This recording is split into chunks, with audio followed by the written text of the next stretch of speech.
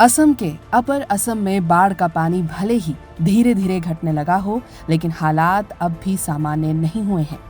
बाढ़ प्रभावित कई गांवों में हजारों लोग अब भी टूटे हुए घरों, बाधित यातायात और बुनियादी सुविधाओं के अभाव से जूझ रहे हैं। इन सब के बीच सबसे बड़ी समस्या संचार व्यवस्था की बनी हुई है।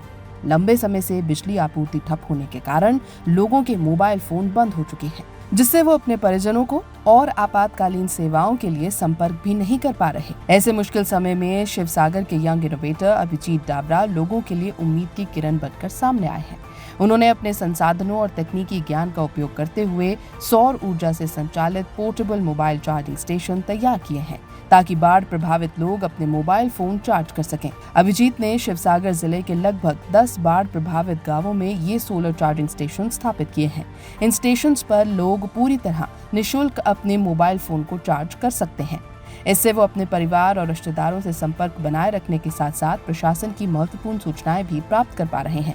जब बाढ़ आ गया तो क्या है, करंट चला गया। करंट चला जाने के कारण क्या हुआ, बहुत सारा लोगों का इमरजेंसी हो गया। जैसे एम्बुलेंस को फ़ोन करने, डॉक्टर को फ़ोन करने, कई रिश्तेदार, उन लोगों का रिश्तेदार क्या है, किसी को खबर लेने के लिए भी फ़ोन का चार्ज नहीं है। तो इसीलिए मैंने सोचा कि एक साझा ही बना देता हूँ। मेरे पास था 2 एक सामान था, वो मिलाकर मैंने बना दिया एक सोलर सिस्टम चार्जिंग पॉइंट। तो बाइक में लगा दिया।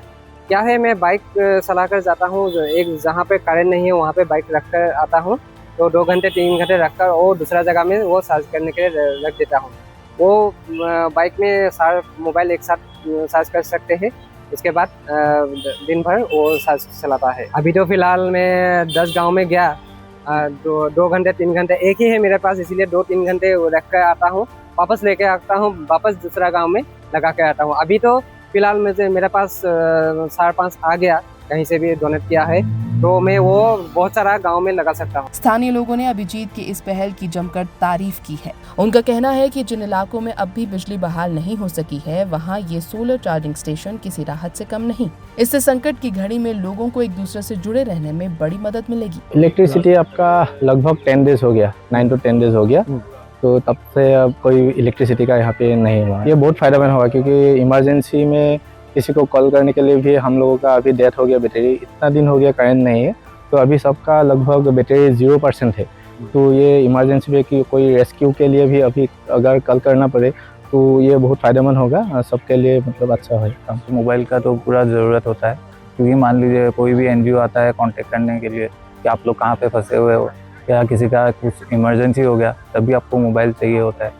तो अभी मान लीजिए आपका अराउंड 2 वीक्स हो गया है, यहाँ पे करंट नहीं है, तो अभी जो अभिजीत दा ये सोलर का जो भी ये सिस्टम बना के लाए हैं, ये गाँव वालों के लिए बहुत ही फायदेमंद है। अभिजीत डावरा इससे पहले भी कई उपयोगी उपकरण विकसित कर चुके हैं।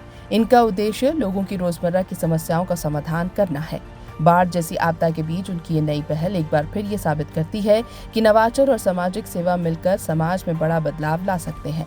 बाढ़ प्रभावित इलाकों में जहां लोग अब भी सामान्य जीवन की ओर लौटने के लिए संघर्ष कर रहे हैं, वहीं अभिजीत डावरा के सौर ऊर्जा से संचालित मोबाइल चार्जिंग स्टेशन हजारों लोगों के लिए उम्मीद और राहत का प्रतीक बन गए हैं। ये पहल दिखाती है कि एक व्यक्ति का अभिनव विचार भी आपदा के समय हजारों लोगों के जीवन में बड़ा बदलाव ला सकता है। आपको बता दें कि असम में मरने वालों की संख्या 75 के पार पहुंच चुकी है। असम में बाढ़ का भीषण कहर इस साल दिखाई दिया है। ग्राउंड रिपोर्ट्स के मुताबिक कई गांव बाढ़ में बह गए हैं। एबीपी लाइव के लिए श्वेता शर्मा की रिपोर्ट।